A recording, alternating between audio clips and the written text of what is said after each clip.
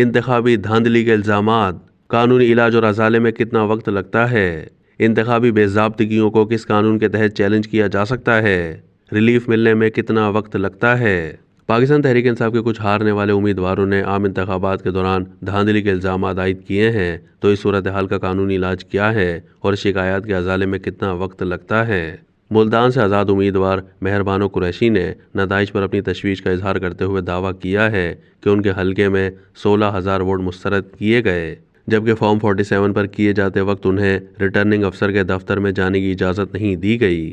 یہاں سوال یہ پیدا ہوتا ہے کہ ایسی انتخابی بے ضابطگیوں کو کس قانون کے تحت چیلنج کیا جا سکتا ہے اور ریلیف ملنے میں کتنا وقت لگتا ہے؟ متاثرہ امیدوار الیکشن ٹریبونل میں سیکشن 139 اور 142 کے تحت پٹیشن دائر کر سکتا ہے، تاہم یہ درخواست انتخابی نتائج کی اشاعت کے 45 روز کے اندر دائر کرنا ہوگی۔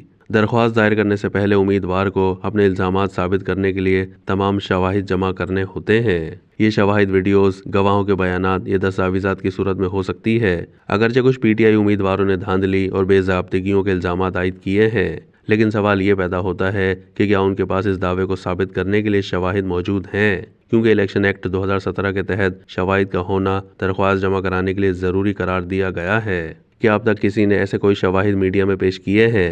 الیکشن ایکٹ کے سیکشن 144 کے تحت مدعی کو اسٹیٹمنٹ آف فیکٹ یعنی حقائق نامہ اور شواہد پیش کرنا ہوں گے تاکہ دھاندلی یا بے ضابطگی کے الزامات ثابت کیے جا سکیں۔ سماعت کے بعد الیکشن ٹریبونل متعلقہ الیکشن کا عدم قرار دے سکتا ہے، یا پھر دوبارہ الیکشن کا حکم جاری کر سکتا ہے، یا پھر درخواست گزار یعنی مدعی کو سیکشن 154 کے تحت کامیاب امیدوار قرار دے سکتا ہے۔ ماضی قریب میں الیکشن ٹریبونل نے سابق ڈپٹی اسپیکر قومی اسمبلی قاسم سوری کے انتخاب کو کالعدم قرار دیا تھا اور 27 ستمبر 2019 کو کوئٹہ کی نشست این 265 پر دوبارہ الیکشن کا حکم دیا تھا۔ قاسم سوری اپنے حریف نواب زادہ لشکری رئیسانی سے الیکشن جیت گئے تھے۔